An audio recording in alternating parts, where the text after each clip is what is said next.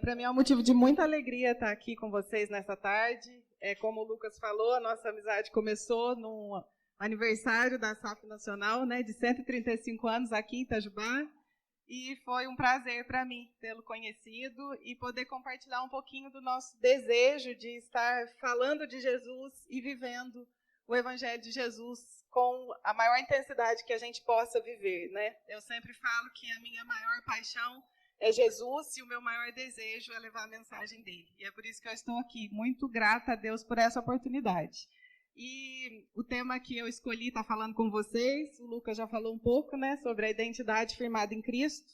Eu tenho notado que é um tema muito oportuno para o tempo que nós estamos vivendo, né? Porque nós vemos não só crianças e adolescentes, mas também adultos e até pessoas mais velhas que não têm uma identidade firmada em Cristo. Parece que as pessoas estão sem um ponto de referência. Muitos têm até vergonha de dizer quem são em Cristo, né? E é baseado nisso, nesse tema que nós vamos estar trabalhando hoje. E o desejo do meu coração é que possa falar fundo e profundo no coração de cada um. Queria também parabenizar a equipe de louvor, né? Foi muito bonito, é muito bonito vermos jovens empenhados em glorificar a Deus, com cânticos que têm profundidade, né? Que glorifiquem o nome de Deus, porque hoje em dia até os cânticos a gente tem que examinar bem, né? Porque tem muitos que fala da própria pessoa e não glorifica o nome do Pai, né? Então, isso é muito importante. Baseado nesse texto de falar sobre identidade, antes disso a gente tinha que falar sobre identidade física, né? Eu trouxe aqui a identidade dos meus 2 filhos, para estar falando um pouquinho disso. Eu sou casada com o Marcos, como ele disse, tenho um filho de 10 anos, que é o Mateus, e um de 5 anos, que é o Samuel. São os presentes de Deus para a minha vida e para a minha família, né? E aí, pensando nisso, eu pensei dessas identidades, né? Eu gostaria também que vocês pudessem participar, podem falar, podem interagir, para ficar uma coisa mais gostosa, mais prazerosa. E falando de identidade, a gente lembra logo disso, né? Documento que nos identifique. Seja uma carteira de motorista, seja um RG, carteira de trabalho, um passaporte, é um documento que nos identifica na sociedade, não é mesmo? E aí, se a nossa identidade estiver rasgada, suja, rasurada, qualquer coisa, ela é aceita no lugar que a gente vai? Eles vão aceitar esse documento como um documento legítimo? Não, de forma alguma. Eu me lembro quando eu fui tirar minha carteira de motorista, a minha identidade estava com uma orelhinha assim no plástico, quando está descolando. E a instrutora veio e viu e falou para mim assim, a gente precisa rapidinho lá trocar esse plástico porque o examinador não aceita. Eles vão pedir para você voltar. Então vamos trocar rapidinho. E era só o plástico que estava aqui aberto um pouquinho, uma coisa mínima que não mexia na característica da foto. Mas não era aceito. Quanto mais a nossa identidade em Cristo? Como que ela tem que estar? Se a nossa identidade física, terrena, tem que estar dentro dos parâmetros, e a nossa identidade em Cristo? Como ela deve estar? Como nós devemos estar aí na rua? Como nós devemos levar o nome de Cristo e exalar o bom perfume que a Bíblia nos ensina? Então, antes de nós entrarmos no texto que vamos meditar, eu convido vocês a orarem. Mesmo assentados como estão, vamos fechar os nossos olhos e vamos orar, colocando esse momento diante de Deus. Pai de amor, te agradecemos pela oportunidade de estarmos aqui reunidos como povo do Senhor. Deus, nós amamos o Senhor de todo o nosso coração, com toda a nossa intensidade. O Senhor é tudo o que almejamos, tudo o que necessitamos. O Senhor é o que nós precisamos, Deus. E nós pedimos que o Senhor venha inundar o nosso ser, que o Senhor venha falar do nosso coração, que o Senhor venha nos transformar mesmo, Deus. Porque quando o Senhor entra, tem que haver transformação. Se não houver, tem algo de errado. Por isso, Pai, tenha misericórdia de nós. Venha, Deus, arranca de nós todo o pecado, tudo aquilo que nos separa da Tua santidade e nos renove, nos santifique para que possamos viver, para honrar e glorificar o Teu nome. Usa-me, Deus, como instrumento para o Teu louvor, que eu seja aqui, Deus, boca do Senhor. Fale por meio da minha vida e alcance o coração dos meus irmãos. É assim que oramos e agradecemos no nome santo de Jesus. Amém. Amém. Vocês sabem me dizer para que nós fomos criados? Por que Deus nos criou? Qual é o propósito da nossa vida? Nós fomos criados para quê? Glorificar a Deus, né? Nós somos criados para glorificar a Deus. Quando a gente compreende isso, que nós somos criados para glorificar a Deus, a nossa vida tem que tomar um outro rumo. Tem que mudar totalmente. Porque até então, se a gente não entende, eu falo isso pela minha vida, eu não entendia que eu tinha nascido para glorificar a Deus antes de me ser salva por Jesus. Então eu achava que eu tinha direito de ser feliz, independente se o outro fosse ou não, né? A gente exige muitos direitos quando você ainda não compreendeu o propósito seu, que é para honrar e glorificar a Deus. Se você entender que você nasceu para isso, tudo muda. O amor ao próximo muda, a dedicação à palavra de Deus muda, o desejo de viver para Deus muda, tudo muda quando você entende isso. Mas além disso, de nós termos nascidos para glorificar a Deus, Deus quer também que o nosso progresso na nossa caminhada cristã seja a todos manifesto. Isso também glorifica a Deus. Quando a gente vive uma vida que os outros possam ver que Deus tem se manifestado em nós, que a nossa vida tem progredido para glorificá-lo. Isso também agrada a Deus. E nós vamos estar falando um pouquinho disso sobre o progresso que pode acontecer na nossa vida. Né? E eu vou estar trabalhando hoje no texto de Timóteo, mas eu queria só falar uma coisa antes de ler, porque um dia falaram assim, mas está escrito aquele texto específico foi para Timóteo, não se aplica a gente. Eu já ouvi uma pessoa falando isso. E a Bíblia se aplica para nós em todos os sentidos. Tudo é para a nossa edificação, tudo é para o nosso crescimento. Então a gente não tem que pensar, esse texto não se aplica à minha vida. Isso não é verdade. Tudo nós podemos tirar alguma coisa. E lá em Romanos, capítulo 15, versículo 4, você coloca para mim, Wellington, por favor? Romanos, capítulo 15, versículo 4. Deixa eu só achar aqui. Romanos 15, 4 diz assim: pois tudo quanto outrora foi escrito para o nosso ensino, foi escrito, a fim de que pela paciência e pela consolação das Escrituras tenhamos esperança. Olha que versículo maravilhoso. Pois tudo que foi escrito é para o nosso ensino, é para o nosso crescimento, para a nossa aprendizagem. E a fim de que pela paciência e pela consolação, ou seja, a Escritura nos consola, a Escritura nos traz esperança. Então agora nós já sabemos que tudo que tem na Bíblia é para o nosso crescimento, é para a nossa esperança, para a nossa paciência. Então nós vamos agora para o livro de 1 Timóteo, capítulo 4, versículos de 8 a 16. Mas eu vou estar lendo versículo por versículo, porque eu prefiro fazer uma pregação expositiva. Então eu vou falando os versículos e vou comentando sobre os versículos, tá bom? Todos acharam? Aqui também tem no slide. Versículo 8. Pois o exercício físico para pouco é proveitoso. Vou ler só até aqui. Nós estamos vivendo na era mais fitness que eu acho que já vivemos, não é verdade?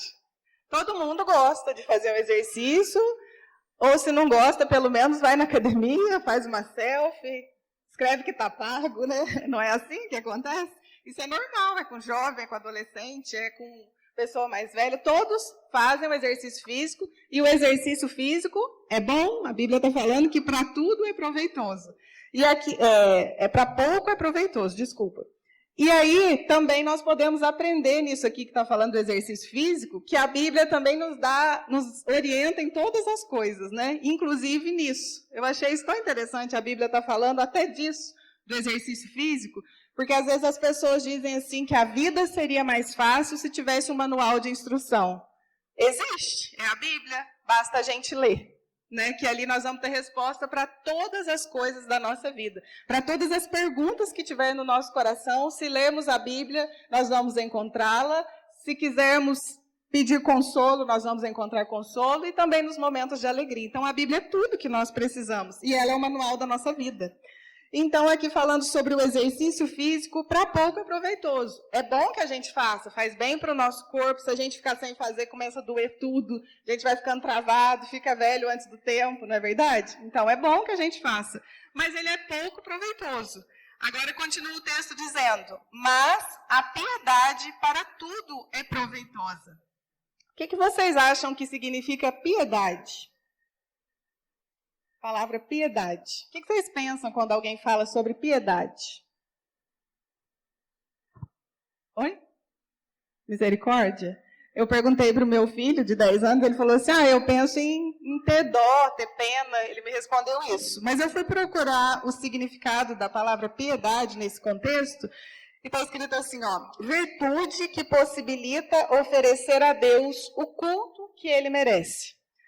Ou seja, nós nunca vamos conseguir oferecer a Deus o que Ele merece, mas nós vamos oferecer o nosso melhor a Deus. Entende? O nosso melhor a Deus. O que você faz de melhor, você oferece para Deus.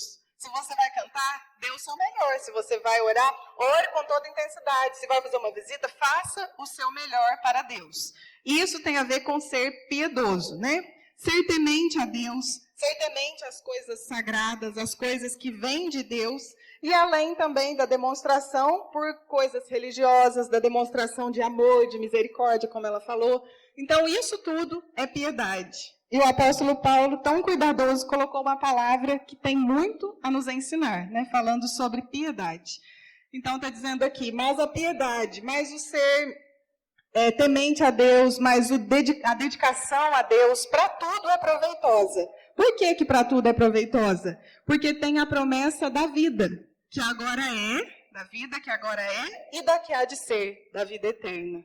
Então, ela tem a promessa. Se vivermos uma vida santa e irrepreensível para Deus, nós temos essa promessa de vida eterna. Então, vamos agora para o versículo 9.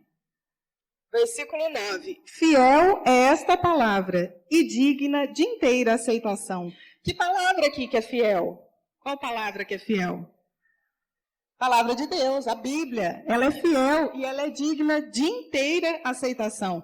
Ela não é digna de meia aceitação, ela é digna de inteira. Você tem que acreditar que essa é a palavra de Deus, com integridade, completa, sem meias palavras. Essa é a palavra de Deus. E a palavra de Deus, ela pode transformar a nossa vida. A leitura da Bíblia pode mudar a nossa vida, pode nos salvar dos momentos mais difíceis da nossa vida. Nós precisamos entender a necessidade que nós, como seres humanos, temos de ler a Bíblia.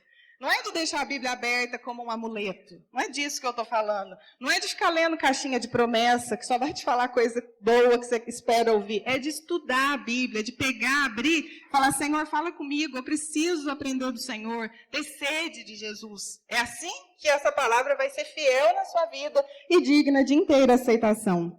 Eu queria que você colocasse para mim aquela foto, por favor. Foi feita uma pesquisa, e eles pesquisaram sobre a influência da Bíblia na nossa vida, da leitura bíblica. E aí, quando a pessoa lê uma vez por semana, o gráfico continuou na mesma linha. 2 vezes, também não fez diferença. 3 vezes, já deu uma subidinha no gráfico. 4 vezes, já subiu bem mais. E aí eles foram ver o que a Bíblia, a leitura da Bíblia podia fazer na nossa vida, o que ela podia mudar na nossa vida. E aqui tem um quadro falando o que ela mudou. O sentimento de solidão cai 30%. A amargura nos relacionamentos cai 40%. O sentimento de estagnação espiritual cai 60%. Só fica estagnado porque não lê, né? Quando lemos, vai mudar esse sentimento. O problema com a raiva, a ira, cai 32%. Alcoolismo, olha que coisa interessante, caiu 57%. Contato com pornografia, caiu 61%. E olha o que aumenta. Compartilhamento da fé, aumenta 200%. Quando você lê mais a Bíblia, você vai acreditar no que está aqui. Então você vai ter mais fé, você vai compartilhar mais isso. E também a prática do discipulado aumenta 230%. Isso é muito precioso, porque se você ler mais a Bíblia, isso vai ter tanta influência na sua vida, que você vai compartilhar com o outro, você vai ter desejo de levar a palavra para o outro, e assim fazer o discipulado com a pessoa e consigo mesmo, né? Então, como que essa palavra pode nos mudar? E por que às vezes é tão difícil a gente ler? Porque você acha que o inimigo das nossas almas, Satanás, ele quer que a gente leia a Bíblia para que tudo isso seja curado na nossa vida? Não, ele vai fazer de tudo para que tudo seja mais interessante do que a leitura bíblica. Mas brigue contra isso, brigue contra a sua carne, alimente seu espírito e leia a Bíblia. Um dia nós ainda vamos conversar e vocês vão me falar como isso tem mudado a vida de cada um de nós. Porque nunca se esgota, como o Lucas disse. Você vai ler e nunca esgota, porque é uma coisa que vai fluindo, é um livro que nunca fica cansativo. É um livro que se renova a cada vez que nós lemos, e glórias a Deus por isso, né? Que a gente pensa sempre lembrar daquela musiquinha que a gente aprende quando é criança, né? Leia a Bíblia e faça oração, se quiser crescer. Quem não ore a Bíblia não lê, diminuirá. Né? Que a gente lembre disso, como a gente ensina para os pequenininhos. Versículo 10. Versículo 10.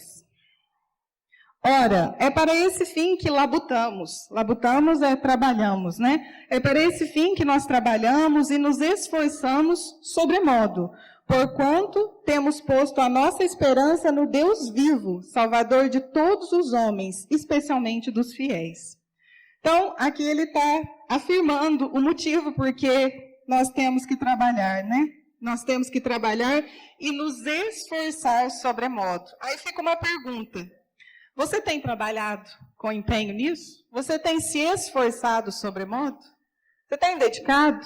Como foi falado aqui do livro, né, que a menina escreveu e falou da questão da igreja, se era perto da faculdade, quando vai estudar. Isso é dedicação, isso é esforço, isso é vontade de querer agradar a Deus e de dar as primícias para Ele.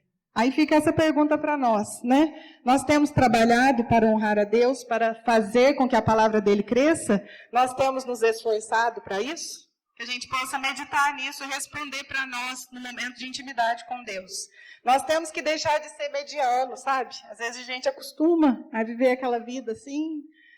Eu já orei hoje, eu já tive um momento devocional. Eu já fiz uma coisinha boa. Tá bom. Deus quer muito mais. E quando a gente vai para o fundo, onde as águas são profundas, lá é que vai fluir rio de água viva. É lá que é bom, é lá que a gente vai ter a plenitude, é lá que vale a pena. Né? No texto da pesca maravilhosa, Jesus manda eles ir para o fundo e lançar as redes. Que a gente possa também fazer isso todos os dias da nossa vida, sair da vida mediana e ir para o fundo, né? Para que a gente possa experimentar as delícias que nós podemos provar em Cristo. Né? Agora, eu acho que tem um slide aí de Mateus 25. Mateus 25, acredito que todos saibam, né, da parábola dos talentos, né, que o Senhor deu para um servo 5 talentos, para outro servo 2 talentos e para o outro 1 talento. O que ganhou 5, trabalhou, se empenhou para que multiplicasse e ficou com 10. O que ganhou 2, multiplicou para 4. E o que ganhou 1 talento, abriu uma corda e enterrou aquele talento. Talento é uma coisa valiosa, uma coisa de prata, ouro, uma coisa que valia muito, né?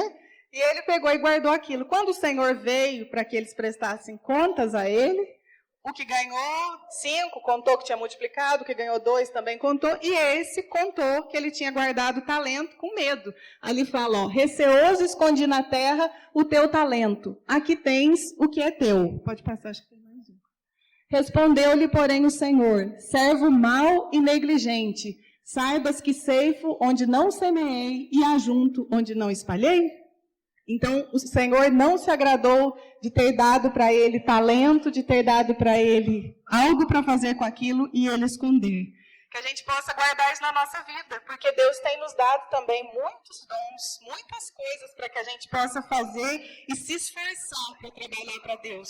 E tantas vezes nós guardamos, enterramos o talento, como esse que ganhou um talento escondeu. E não pense que ter dom, ter um talento, é só quem canta, quem fala na frente, não. Você pode ter um ministério de visitar, de orar, de amparar, de ser bênção na vida do colega lá na escola, lá na faculdade, lá no seu trabalho. Tudo isso é um dom que Deus tem te dado. Consagre esse dom ao Senhor e não faça como esse servo mau e negligente, que escondeu o que de bom Deus tinha dado para ele. Versículo 11. Ordena e ensina estas coisas, né? Não é, se você quiser, faça, não. É ordena, é uma ordem, né? E ensina estas coisas. Versículo 12. Esse versículo, para mim, fala muito ao meu coração. Ninguém despreze a tua mocidade. Às vezes, aqui tem bastante jovens, e às vezes o jovem pensa que desprezar a mocidade é ficar na igreja. É ficar na igreja, é trabalhar para as coisas de Deus, é se empenhar, é dedicar a sua vida. Porque o mundo diz isso. Você é bobo, você vai na igreja, hoje está todo mundo em tal lugar, só você que não está. Não é assim que as pessoas falam e criticam e colocam essas questões na mente do jovem. Mas aqui, para que a gente não despreze a nossa mocidade, é bem ao contrário. É quando a gente vive para honrar e glorificar a Deus, para que o progresso seja manifesto na nossa vida. Nós precisamos honrar essa mocidade que Deus tem dado, esse vigor, essa alegria, esse prazer de viver para Deus.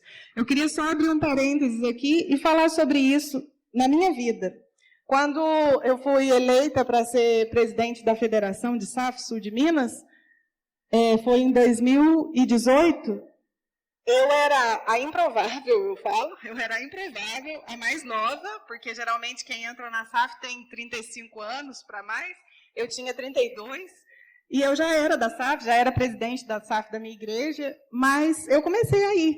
E quando estou lá, ia ter eleição, e todo mundo virou para mim e falou, é você. Eu falei, gente, eu não tenho capacidade, eu tenho medo de tudo, eu tenho medo de falar em público, vocês não imaginam, tanto que para mim é difícil. E eles, não, é vocês. E naquela hora veio no meu coração uma oração que eu tinha feito para Deus e tinha falado para Deus, Deus, eu quero que o Senhor me use. Eis-me aqui, envie-me a mim. E eu pedi isso para Deus há um tempo atrás. E quando veio isso, e eu lembrei dessa oração, eu falei, eu não posso falar que não. Se eu pedir para o Senhor me usar e eu me coloquei ao seu dispor, e agora está chegando essa hora, me dá graça então, né? Eu lembro que o pastor Elmir falou para mim, ser forte e corajosa, irmã, você vai dar conta. Eu falei, Deus é que sabe, se Deus quiser, eis-me aqui. Então, aconteceu a eleição, eu fui eleita no primeiro escrutínio, e foi um ano de muito aprendizado, muita dificuldade também, porque tinha muita gente que desprezava, sim, a minha mocidade. Tinha gente que dizia que, não, mas ela é muito novinha, deixa que eu faço, que ela não vai conseguir fazer, porque ela é inexperiente. Realmente, eu era inexperiente, e infelizmente, às vezes tem pessoas que não sabem lidar, né, que não sabem ensinar, e às vezes até magoa. Mas eu fui orando, clamando a Deus, pedindo que Ele me ajudasse a conseguir aprender aquilo, porque se Ele pôs na minha mão, Ele tinha um propósito naquilo, não era à toa que Ele tinha me escolhido para ser a presidente da federação. E foi um ano que eu aprendi demais, e foi o ano que eu mais me aproximei de Deus. Foi fantástico o que Deus fez na minha vida no ano de 2019, né, que eu fui eleita em 2018 para 2019. E depois, em 2019, até foi na igreja do pastor Carlos, que está aqui, eu fui reeleita novamente. Então, eu tenho que agradecer a Deus pelo que Ele tem feito. E essa palavra falou ao meu coração, porque disse aqui, ninguém despreze a tua mocidade. Aí vem aqui o que a gente tem que fazer para que não desprezem a nossa mocidade. Pelo contrário, torna-te padrão dos fiéis. Aí, para que as pessoas não desprezem a tua mocidade com uma verdadeira identidade cristã, você tem que ser um padrão dos fiéis. Difícil ser padrão, né? Difícil ser uma referência. Mas a palavra de Deus pede que a gente seja padrão dos fiéis na palavra, que a gente saiba a palavra, que a gente viva a palavra, que a gente honre a palavra, que a gente obedeça a palavra de Deus no nosso procedimento, nas atitudes nossas, não só fora de casa, mas principalmente dentro de casa. Porque não adianta nada você fazer acontecer para fora se dentro de casa você não é padrão, você não é bênção de Deus para o pai, para a mãe, para o esposo, para a esposa, para os irmãos. É lá que a gente tem que brilhar a identidade de Cristo. E isso é muito sério, porque muitas vezes a gente ouve as pessoas falando, é uma belezinha aqui, mas lá em casa, né? E Cristo quer que sejamos em casa, porque o que você é em casa, você vai brilhar lá fora. Não é verdade? Nossa vida é assim. Então, que a gente possa tornar padrão dos fiéis na palavra, no nosso procedimento, no amor. No amor, eu até trouxe um texto de 1 João, capítulo 4, que eu gosto muito desse texto. Olha que coisa maravilhosa. Se alguém disser, amo a Deus e odiar a seu irmão, é mentiroso. Pois aquele que não ama seu irmão, a quem vê, não pode amar a Deus, a quem não vê. Que coisa fantástica, né? Nós precisamos guardar isso no nosso coração e aprender que nós temos que amar a Deus e amar o nosso irmão, para que a gente não seja mentiroso. E amar não é simplesmente, né? Tem dia que é difícil, tem pessoas que são difíceis, mas nós temos que pedir para Cristo nos ajudar e fazermos a escolha de amar, de perdoar também, né? Porque isso são escolhas. Eu escolho amar porque Cristo me amou primeiro. Eu escolho perdoar porque eu fui perdoada. Eu escolho isso. Porque se a gente for esperar o sentimento, a nossa carne fala por justiça própria o tempo todo, né? Querendo dizer que não, você tem direito, coitadinha do você. Você é tão boazinha. É assim que a nossa carne grita o tempo todo no nosso ouvido. Mas nós temos que olhar para a palavra e ver o que a palavra nos ensina. Que a gente guarde essas palavras no nosso coração e não peque contra o Senhor. No procedimento, no amor, na fé. Que possamos permanecer na fé, né? Fé é o firme fundamento das coisas que não se veem, mas se esperam.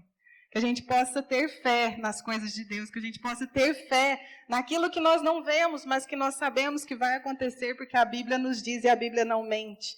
Que nós possamos ter fé, ainda que seja pequena, porque a Bíblia fala que a fé, se fosse do tamanho de um grão de mostarda, que é minúsculo, a gente ia transpor montes, se fosse. Né? Quer dizer que é tão pequena a fé, mas se for firmada em Cristo, essa fé faz diferença nos dias maus. Porque ter fé no dia que está tudo lindo, que está tudo bem, que está todo mundo com saúde, não é fácil? Os ímpios têm fé. Mas e ter fé quando morreu alguém da sua casa, alguém que você ama, quando aconteceu tudo de ruim, quando aconteceu uma tragédia? Temos que ter fé que Deus está no controle e que todas as coisas cooperam para o bem daqueles que amam a Deus. Todas, não é só as boas, é todas. Isso é ter fé. E nós temos que pedir graça de Deus para que a nossa fé cresça.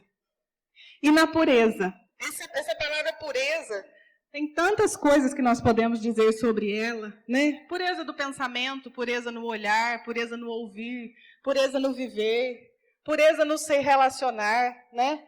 Eu sempre digo que, às vezes, se a gente não tiver com o coração puro, às vezes a pessoa nem disse pra gente aquilo, mas a gente pensa que ela pensou e que ela tá achando. Não é? Quem nunca fez isso? A gente às vezes fica com esse negócio no coração que a pessoa nem falou. Então nós precisamos ter pureza de acreditar. Se a pessoa mentiu, é um problema dela com Deus, mas que a gente, no que couber a nós, que a gente seja puro. Puro no nosso coração, puro naquilo que a gente pensa. E puro também nos relacionamentos, seja de namorado, seja de amizade. Porque a pureza vai fazer a gente ser diferenciado. Hoje em dia as coisas estão tão liberais, tão modernas. Se você não faz essa careta, né? Que as meninas aqui que não namoram, os meninos que não namoram, que já namoram, tenham um namoro santo, tenham a vida de santidade, tenham a vida de pureza, porque isso vai agradar o coração de Deus e vai te fazer muito mais feliz. Porque o casamento na nossa vida é a segunda coisa mais importante depois da salvação. Casar é uma bênção de Deus. Eu casei com 21 anos e eu queria muito casar. Era o sonho da minha vida, era casar.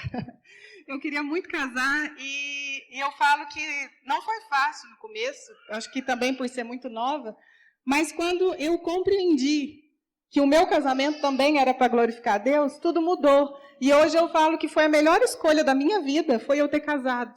Então, casar vale a pena, casar é bênção, ter família é bênção. Vocês que ainda não são casados, pensem nisso e levem isso como um propósito para a vida, que isso pode sim honrar a Deus e glorificar a Deus. Tenha um namoro santo que glorifique a Deus e Deus vai te abençoar e você vai ter uma família que honre a Ele em espírito e em verdade. Agora no versículo 13. Até a minha chegada, aplica-te à leitura. Paulo estava dizendo isso para Timóteo, né? Que até que ele voltasse, para ele permanecer lendo. E nós podemos dizer, né? Até que Cristo volte, que nós possamos nos aplicar à leitura, à exortação. A exortação é a correção, ao ensino, né? A exortação e ao ensino. Essa palavra aqui, exortação, que tem a ver com correção, a gente tem que pensar também que não é só a exortação do outro, exortação da nossa própria vida. Porque quando a gente lê a Bíblia, nós também somos exortados. Nós também somos confrontados com nossos pecados. E nós temos que aplicar a leitura, a exortação e ao ensino e pedir perdão. E orar, e clamar, e pedir socorro de Deus para que a nossa vida possa ser transformada e a identidade de Cristo ser brilhada e ser verdadeira na nossa vida. Versículo 14. Não te faças negligente para com o dom que há em ti. Não finja que você não tem dom. Não fica achando que você não tem, que Deus deu dom só para o outro, para o outro, para o outro. Não faz isso, não. Cada um de nós temos um dom. É como nós falamos da parábola dos talentos, né? Que a gente não faça isso, que a gente não seja negligente, omisso, para com o dom que há em ti. o qual nos foi dado mediante profecia com a imposição das mãos do presbitério, né? Que a gente possa sempre lembrar disso e não fazer negligente, para que as outras pessoas possam ver o progresso na nossa vida, possam ver que há algo de novo, que há algo de especial na nossa vida. Versículo 15. Medita estas coisas e nela ser diligente. O que significa a palavra diligente?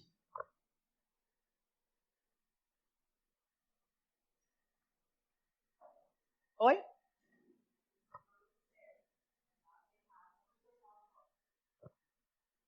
Acho que está escrito negligente. É diligente. Na hora de digitar, ela deve ter digitado errado. Aqui, ó, medita estas coisas e nelas ser diligente. Diligente quer dizer, aplique-se cuidadosamente, se empenhe, faça o seu melhor, seja diligente, se dedique nisso, né? Então, medita nestas coisas e se empenhe, dê o seu melhor. Para o quê? Para que o teu progresso a todos seja manifesto. Para que Deus possa brilhar em você, se dedique nestas coisas. O que Deus espera de você? Vou deixar aqui duas perguntas. O que Deus espera de você? Por quê? Eu acho que está no próximo slide isso. O que Deus espera de você e por quê? Pode passar? Ele espera de nós dedicação, empenho, diligência, progresso, esforço. Por que Ele espera tudo isso? Ele quer que o seu progresso seja manifesto, seja visível a todos. Ele deseja que a consequência de sua dedicação apareça, não apenas para que ele seja glorificado, mas para que os outros sejam provocados a ter vida santa através do seu testemunho, do seu estilo de vida. Olha que coisa preciosa, né? É para que a gente possa provocar no outro o desejo de vida santa. O desejo da pessoa olhar na sua vida e falar assim, nossa, ele é um jovem e Deus tem usado tanto a vida dele, eu quero aprender com ele, eu quero ficar perto dele para que isso aconteça na minha vida. Como que ele está fazendo? Né? Que a gente possa viver isso para que o progresso da nossa vida seja manifesto e as outras pessoas tenham um desejo de viver vida santa também, que a gente seja bom testemunho. Versículo 16. Diz assim... Tem cuidado de ti mesmo e da doutrina. Continua nestes deveres, né? Cuida da sua vida, cuida da doutrina santa, verdadeira, que é a Bíblia. Continua trabalhando nesses deveres. Porque fazendo assim, salvarás tanto a ti mesmo como a teus ouvintes. Aqui está falando, porque fazendo assim, salvarás tanto a ti mesmo. Timóteo, claro que era um homem salvo, né? Então aqui ele não está falando de salvação de vida eterna. Ele está falando que salvarás tanto a ti mesmo. Naquele momento, sabe que você está com muita raiva, que você está irado, e você vai fazer o que não deve, o que não glorifica a Deus. É nesse momento que Deus vai nos ajudar a termos outra postura. Aí nós vamos ter uma postura que as pessoas vão olhar e vão falar assim, nossa, mas ela tinha tudo para explodir, ela tinha tudo para responder aquilo e ela não respondeu. Você vai salvar a si mesmo e vai salvar o outro que está te vendo e que está olhando o seu testemunho. Dessa maneira, então, a nossa vida vai ser uma influência e nós vamos brilhar a verdadeira identidade de Cristo. Quando nós buscamos na palavra de Deus, porque os momentos difíceis vão vir, as questões que desagradam o nosso coração vão aparecer, mas a diferença vai ser como você vai reagir. Quando você reage, mostra quem você é. A gente só derrama daquilo que está cheio. Se a gente estiver cheio do Espírito Santo, nós vamos derramar ele. Mas se estiver cheio de mentira, de raiva, de maldade, de ódio, é isso que nós vamos exalar. Então, cabe a nós buscarmos aquilo que nós queremos exalar para fora, no meio onde nós vivemos. E para a gente estar encerrando, concluindo, eu gostaria de ler em Filipenses, capítulo 3, versículo 12. Diz assim, não que eu tenha já o recebido ou tenha já obtido a perfeição, mas prossigo para conquistar aquilo o que também foi conquistado por Cristo Jesus. Olha que coisa linda. Não que eu já tenha recebido ou já tenha obtido a perfeição. Não, nós ainda não recebemos, estamos longe de receber. Mas a gente prossegue para o alvo, para conquistar. E louvado seja Deus, porque a gente já não está mais na linha do início. Nós já caminhamos um pouco, já caminhamos e estamos prosseguindo para a perfeição, para chegarmos a estatura de um varão perfeito, que nós vamos chegar no céu para a glória de Deus, seremos varão perfeito. Tem mais um versículo de Provérbios, capítulo 4, verso 18. Mas o caminho do justo é como a luz da aurora, é como a luz do amanhecer, que vai brilhando mais e mais até ser dia perfeito. Eu amo esse versículo, porque pensa, quando amanhece, o sol está fraquinho, ele não está com todo o seu resplendor, ele está brilhando pouco. E aí ele vai brilhando, vai brilhando, vai brilhando, vai brilhando. Quando deu meio-dia, ele está lá no meio, né? Até ser dia perfeito, aquele dia lindo. E assim é a nossa vida, que a gente possa ir brilhando, brilhando, brilhando, até ser dia perfeito com Cristo na glória. Que nós possamos meditar nessa palavra e guardar a palavra do Senhor no nosso coração, para que a gente não peque contra Ele, para que a gente ame Ele com toda a nossa intensidade e para que a gente reflita a verdadeira identidade de Cristo.